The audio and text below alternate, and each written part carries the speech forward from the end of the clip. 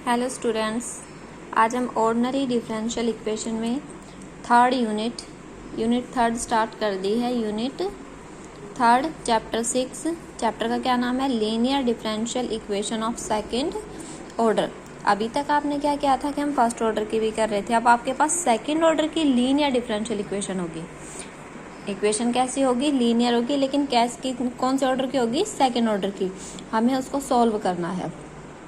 तो general form of linear differential equation of second is कैसी होती है? जनरल फॉर्म क्या होती है? d2y by d x square plus p d y by d x plus q y equals to r. P q r are functions of x only. आपके पास P q are है, वो किसके function होंगे? X के function होंगे। ठीक है, इसके लिए अब आपको क्या करना है कि हम 5 टेक्निक्स यूज करेंगे। सेकंड ऑर्डर की जो लीनियर डिफरेंशियल इक्वेशन है उसको सोल्व करने के हम 1 बाय 1 करेंगे। आपको हर एक्सरसाइज में एक मेथड सिखाया जाएगा। ठीक है, तो पहला मेथड क्या कहता है? To solve a linear differential equation of second order by changing the dependent variable when an integral include in the CF is known. पहली बात तो आपको ये पता होना चाहिए कि डिपेंडेंट वेरिएबल क्या होता है, इंडिपेंडेंट वेरिएबल क्या होता है। ठीक है, डिपेंडेंट कौन सा होता है कि जिसकी वैल्यू डिपेंड करे किसी पर, वो डिपेंडेंट होता है। और जिसकी वैल्यू किसी पर भी ना डिपेंड करे वो क्या होता है? इंडिपेंडेंट होता है। ठीक है, तो आपके पास एक हमने इक्वेशन, आपका पहला मेथड क्या कहता है कि आपको लीनियर डिफरेंशियल इक्वेशन सोल्व करनी है bye changing the dependent variable. Dependent variable के लिए जब आपके पास इंटीग्रल के अंदर CF जो है वो गिवन है। ठीक है, CF आप जानते हो, CF कम्प्लीमेंट्री फैक्टर।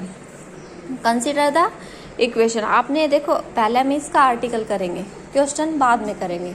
ठीक है, पहले हम इसका वर्किंग रूल करेंगे कि हमें कैसे क्या करना है।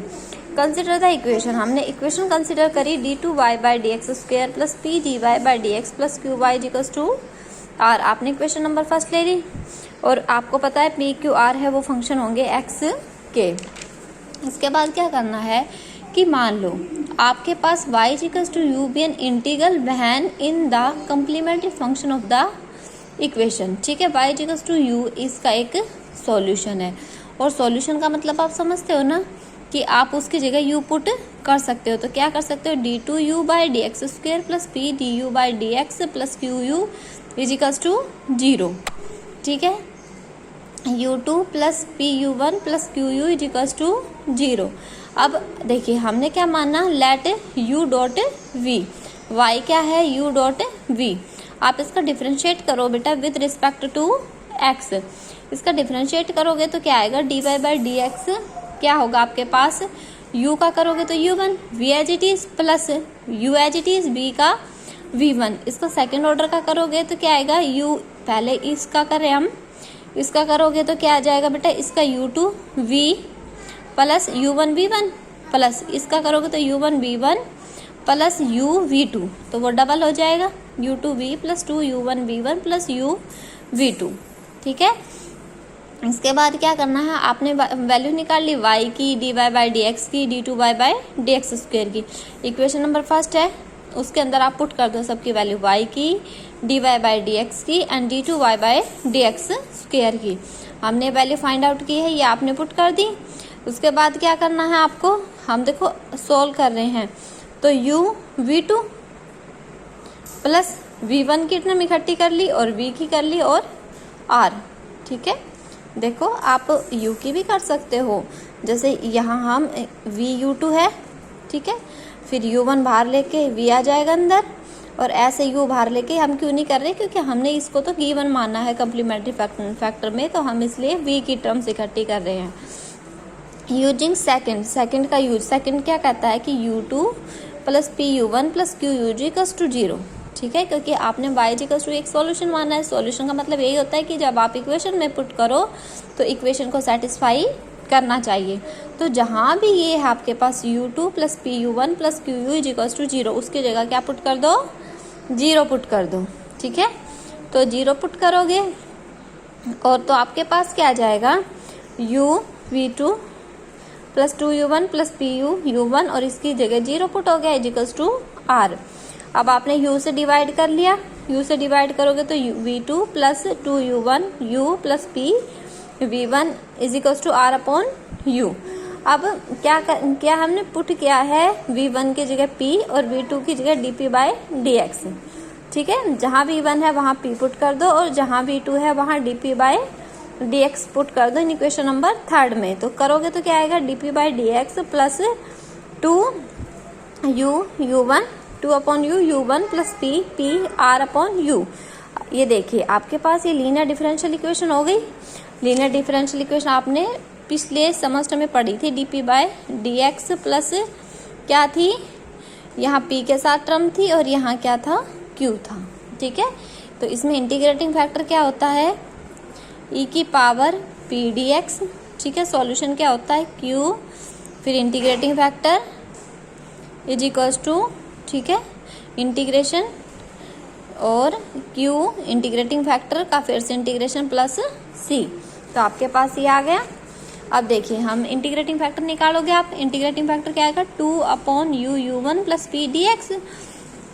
और ये देखिए इसको u पुट करोगे भाई, अगर u की जगह t पुट करोगे तो u1 dx dt में चला जाएगा। तो आपके पास फिर इसका दोबारा से इंटीग्रेशन करोगे तो 2 अपॉन टी आएगा, 2 अपॉन टी आएगा तो उसका log t होगा और फिर t की वैल्यू फिर रखोगे तो u, तो क्या आ जाएगा, e 2 log u प्लस ये इंटीग्रेशन हमने p का नहीं किया तो integration p dx।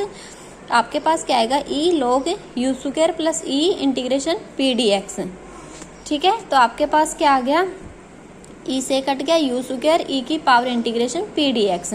Equation number solution क्या होगा, क्या था सॉल्यूशन आपका, p, क्योंकि उसमें p है, p q होता तो q लिखते, p integrating factor is equals to q की वैल्यू है integrating factor dx plus c1। यहाँ से आप p रखकर बाकी सारा आप नीचे ले आओगे। ये किसकी जगह रखा था, p dv बाय dx की जगह, इसकी जगह dv बाय dx रख दिया। इंटीग्रेशन करोगे तो इसका इंटीग्रेशन क्या हो जाएगा, v, और इनके ऊपर इंटीग्रेशन का साइन लगा देना। ठीक है, मैं करना नहीं आता तो इंटीग्रेशन का साइन लगा देना। अब आपका कंप्लीट सॉल्यूशन तो क्या था, y u और v। तो आपका y क्या होगा, u, और v आपने निकाल ही दिया पूरा v।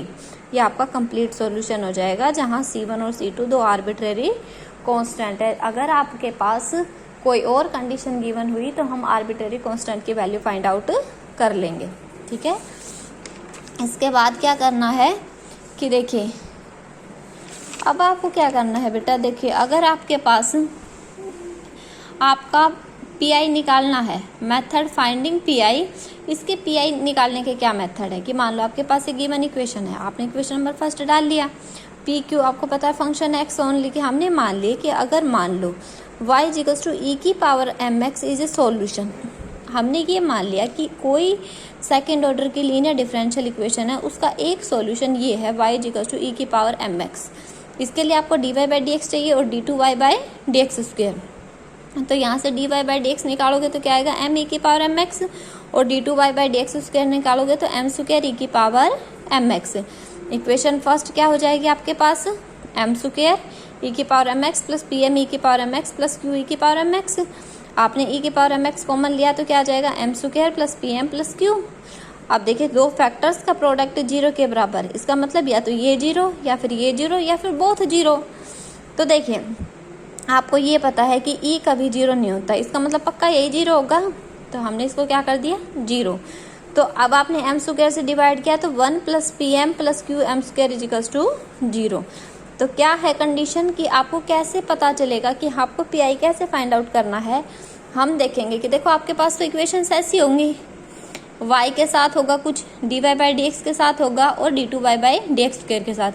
y के साथ जो होता है हम उसको q मानेंगे, dy बाई डी एक्स के साथ जो होता है उसको p मानेंगे।